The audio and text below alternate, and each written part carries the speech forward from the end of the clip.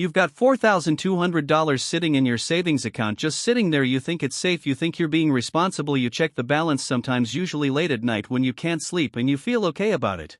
Like you're doing something right, like you're ahead of most people your age. Meanwhile, your bank is using that exact money to fund $1 million loans for someone else, a real estate developer in Phoenix, a private equity firm in Manhattan, a corporation you've never heard of. Your $4,200 is a small piece of a $340 million loan you never signed off on, that you were never asked. You just deposited the money and walked away and assumed it was yours. It is yours technically, but it's also working, just not for you. Every 2 weeks your paycheck hits your checking account, direct deposit. You watch the number go up on a Thursday morning, and for about 48 hours you feel fine. Then rent hits, then the car payment, then groceries, then the credit card minimum, then a dinner you said yes to because you didn't want to seem broke, then a weekend trip you half couldn't afford. Then it's Monday and the number is small again, and you tell yourself next month will be different. It isn't different next month.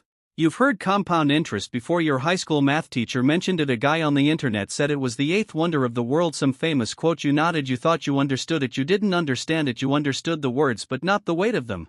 Not what they actually meant for your real life and your real money and your real future. There's a massive difference between knowing a concept and feeling it in your chest. You didn't feel it yet. Then one Tuesday evening, nothing special about the day, no big life event, no dramatic moment. You open a high-yield savings account, 4.5% APY. You move your $4,200 in. You set up a $200 automatic transfer from your checking account every single month. It runs without you. You don't have to remember it. You don't have to think about it. It just goes. You feel pretty smart doing it, smarter than you felt last week, smarter than most people you know who are still keeping everything in a big bank, earning 0.01%. At the end of the year, you log in and check $89 in interest. You stare at that number for a long time. $89. You made $89 in an entire year. You were expecting something that felt more significant, something that would make you feel like the decision mattered. $89 doesn't feel like it matters. It feels almost insulting. You did everything right and the universe handed you enough money for 2 tanks of gas. You almost closed the account. Don't. This was never about $89. The machine is on. You just switched it on. 3 months later, you open a brokerage account. You've been reading, watching videos, listening to podcasts during your commute, and one name keeps coming up over and over. No matter what source you go to, index funds, specifically funds that track the S&P 500.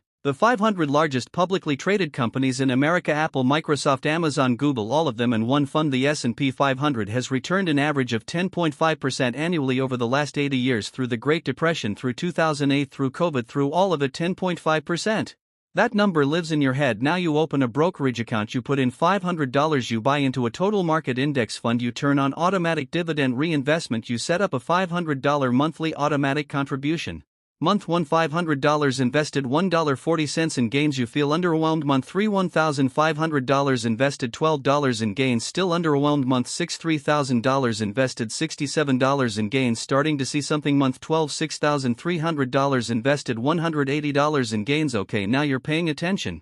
Then it happens. A headline breaks on a Wednesday afternoon. Inflation data. Fed comments something in Asia. The market drops 6% in a single week. Your portfolio loses $300 in 4 days. You watch it happen in real time. The red numbers stare back at you and something in your stomach drops. Your hand moves toward the sell button. You stop. You put the phone face down on your desk. You breathe. You remember what you read. You remember that the people who panic and sell lock in their losses and miss the recovery. You remember the market has recovered from every single crash in 80 years.